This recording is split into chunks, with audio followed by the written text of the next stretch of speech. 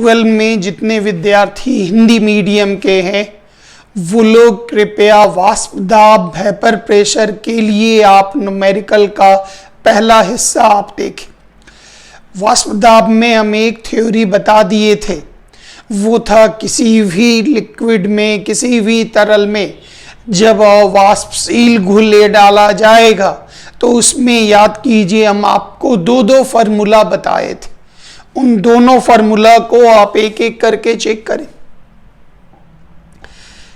याद होगा एक सूत्र हम आपको बताए थे, याद कीजिए PA is equal to XA into P0A, पढ़ा चुके हैं, पीछे थ्योरी का रिवीजन मार लीजिएगा। और दूसरा पढ़ाए थे, याद कीजिए second part, P0A minus PA बटा P0A is equal to mole प्रभाज किस चीज का, घोले का, सॉल्यूट का। तो ये दोनों फार्मूला बता दिए थे, कृपया बारीकी से इसको बार बार देखें क्योंकि वेपर प्रेशर से बॉइलिंग और फ्रीजिंग जुड़ा हुआ, तो बॉइलिंग और फ्रीजिंग में कम वक्त लगेगा अगर आप वेपर प्रेशर को पूरी तरह नियंत्रित कर पाएंगे। तो आइए एक एक करके सवाल देते जा रहे हैं। इसमें थ्योरी कह रहा जल का वाष्प दाब 295 केल्विन पर 21 mm है।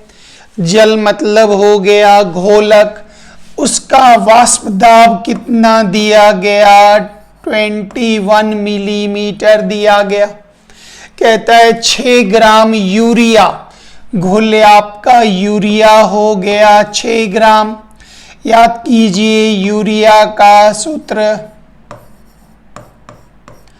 और पूरे का आणविक द्रव्यमान निकालेंगे तो 60 ग्राम प्रति मोल। इसमें मोल की संख्या बराबर दिया गया द्रव्यमान बटे आणविक द्रव्यमान बराबर 1/10 मोल। और जल का आणविक द्रव्यमान हो गया, सॉरी ये दिया गया ना, वाष्प दाब दिया गया यहां पर 21 मिलीमीटर जल का, 90 ग्राम जल में डाला गया, ये हो गया 90 ग्राम। जल का आणविक द्रव्यमान बराबर 18 ग्राम पर मोल। मोल की संख्या बराबर ये हो गया 90/18 बराबर 5 मोल। अब आपसे कह रहा बताइए घोल का वाष्प दाब क्या होगा। फॉर्मूला याद कीजिए, PA बराबर XA इंटू P0A। तो याद कीजिए PA बराबर XA क्या हो गया, घोलक का मोल प्रभाज, मतलब आप लिख दीजिए number of mole of solvent by number of mole of solute, फिर जोड़ दीजिए number of mole of solvent और फिर P0A से गुना कर दीजिए, सबका मान बैठा दीजिए। आंसर मान मतलब ये हो गया 5 1/10 गुना 21, पूरे को सब कुछ हल कर दीजिए, इतना mm बराबर आंसर। उम्मीद है सवाल समझ में आ गया होगा। शुरू में एक चीज लिखने में गड़बड़ी हुई थी, वो सुधार लीजिएगा। नेक्स्ट आइए क्वेश्चन नंबर 2। इस प्रश्न के लिए पूरा पॉइंट आप समझते चलें कृपया। कहता है 1.5 ग्राम अवाष्पशील घोले है। घोले कितना दिया गया, 1.5 ग्राम। 116 ग्राम एसीटोन में घोलक हमारा हो गया एसीटोन, और घोलक की मात्रा कितनी हो गई, 116 ग्राम। घोल हमारा कितना हो गया, 1.5 ग्राम। 20 डिग्री पर घुलाया जाता है, घोल का वाष्प दाब यदि 175 है, ध्यान दीजिएगा, घोल का वाष्प दाब, घोल मतलब Pa, 18 डिग्री पर शुद्ध एसीटोन का वाष्प दाब 180 और एसीटोन का फॉर्मूला याद कीजिए, CH3COCH3, पूरे का द्रव्यमान निकालेंगे तो 18 ग्राम प्रति मोल। तो मोल की संख्या घोलक की दिया गया द्रव्यमान बटे 58 बराबर 2 मोल। कहते हैं बताइए घोले का आणविक द्रव्यमान निर्धारित करें, ये क्या होगा बताएं।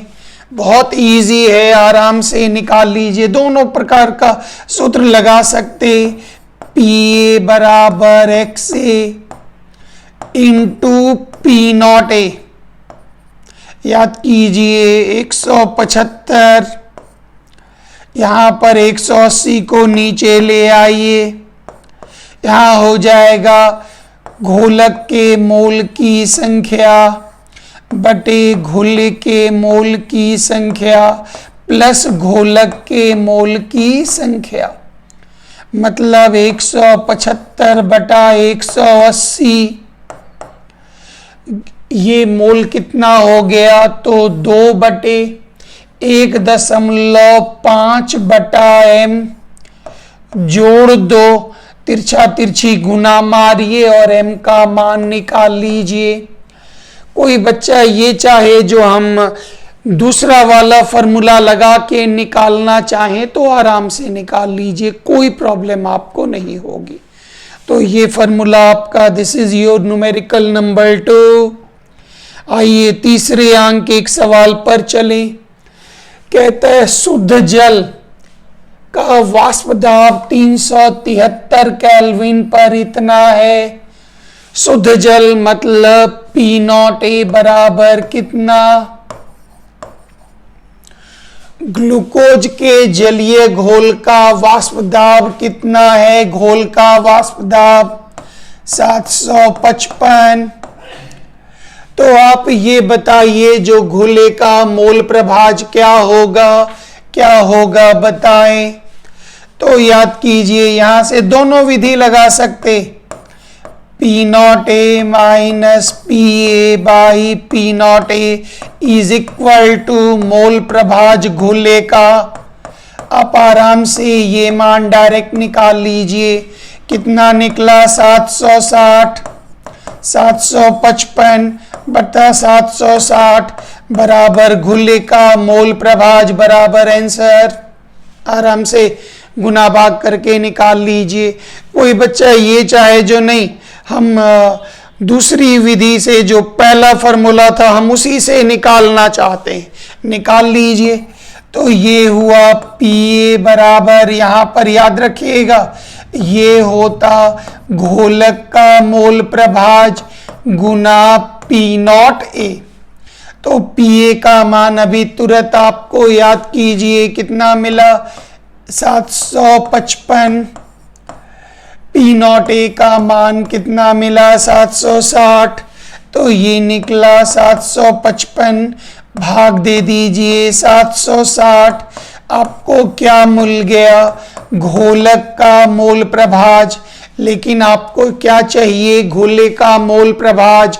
हम जानते हैं घोले का मोल प्रभाज प्लस घोलक का मोल प्रभाज, दोनों जोड़ने के बाद कितना मिलेगा 1, कितना मिलेगा 1। आप आराम से इसमें घोलक का जो मान निकलेगा डालकर उधर घटा दीजिए।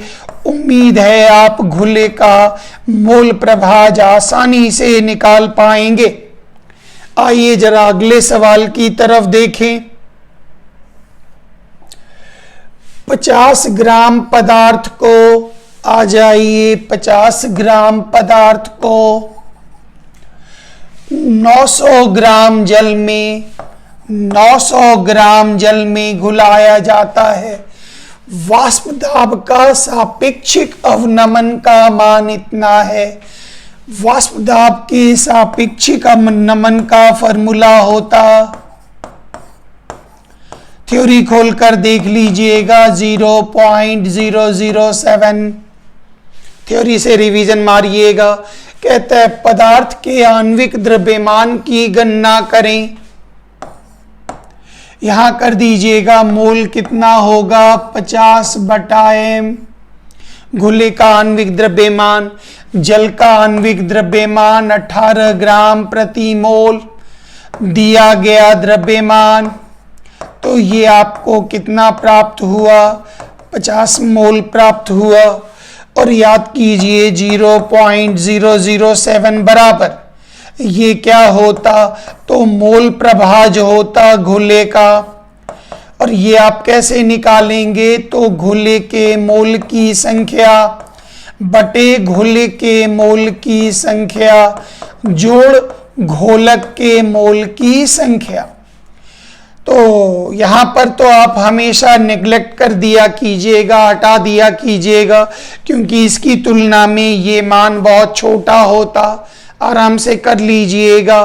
तो ये चीज़ें, ये इसी विधि से, चूंकि इसका मान दिया गया, इसलिए कृपया ये वाला फॉर्मूला नहीं लगाइएगा।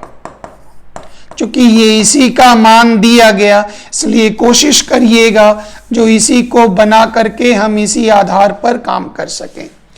अब इसके जगह पर आप डाल देंगे 50/m और इसके जगह पर डाल देंगे 50। तिरछा तिरछी गुना मारिएगा, आपको ये मान प्राप्त हो जाएगा। आगे बढ़ें। इसका एक अंतिम सवाल जरा आप देख लें। कहता है यूरिया की कितनी मात्रा, रुक जाइए, आपका गुल्ले हो गया यूरिया, कितना द्रव्यमान, मान लीजिए छोटी m द्रव्यमान या x जो मन में आए मान लीजिए, x मान लीजिए।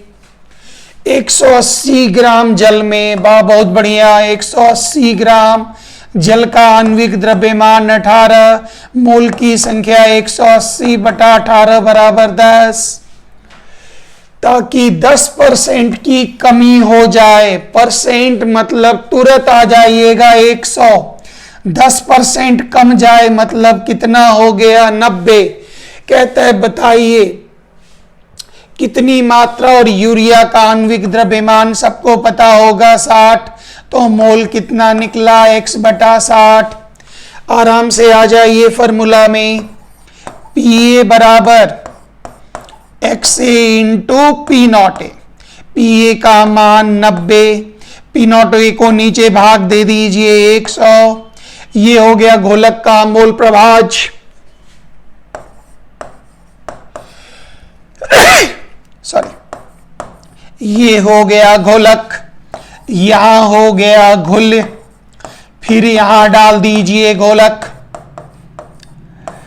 जहां घोलक है वहां क्या डालेंगे 10, यहां भी 10, यहां भी 10, और वहां क्या डालेंगे x/60। गुना मारिए, आराम से आप निकालिए x का मान क्या होगा। उम्मीद है इतना दूर तक न्यूमेरिकल की बातें समझ में आ गई होंगी। पहली बार पूरा न्यूमेरिकल आपके लिए मेहनत करके हिंदी में दे रहे, तो ये, और जिन बच्चों को न्यूमेरिकल नहीं समझ में आएगा घबराइएगा नहीं, पहले आप बेसिक सवाल मेरा पूरा बना दीजिए 1 2 3 4 पार्ट। फिर मोल प्रभाज का भी 10 सवाल देते हैं, वो भी बना लीजिए। जब वो बन जाएगा तो यहां पर बनाने में बहुत मजा आएगा। इसलिए थोड़ा थोड़ा पीछे से धीरे धीरे न्यूमेरिकल में बढ़िएगा, कोई हड़बड़ी नहीं है, न्यूमेरिकल इसका इजी होता। लेकिन हमारा बेसिक जितना सवाल बताए हैं सब सामान्य बच्चे, साधारण बच्चे इजी तरीके से, आसान तरीके से आप बनाते चले जाएं। ये टॉपिक आपका पूर्ण हुआ, कंप्लीट हुआ। Thank you very much. जय हिंद।